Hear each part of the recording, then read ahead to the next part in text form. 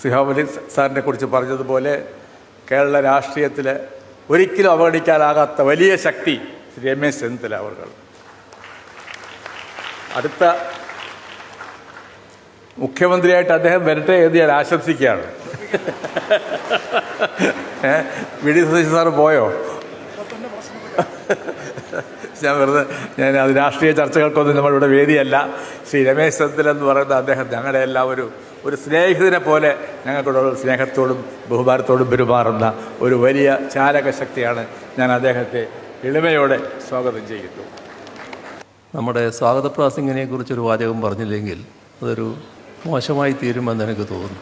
അദ്ദേഹം രാഷ്ട്രീയമൊന്നും പറയുന്നില്ല എന്ന് പറഞ്ഞു. പക്ഷേ ഒരു പാർട്ടിക്കകത്ത് വലിയ പ്രശ്നങ്ങളുണ്ടാക്കുന്ന ഒരു വലിയ ബോംബാണ് അദ്ദേഹം പൊട്ടിച്ചത്. ഞാൻ ആ പാർട്ടിക്കാരനല്ല എന്ന് നിങ്ങൾക്ക് എല്ലാവർക്കും അറിയാമല്ലോ. എന്നാലും അങ്ങനെ ഒരു കടുംചതി ചെയ്യാൻ പാടില്ലായിരുന്നു എന്നാണ്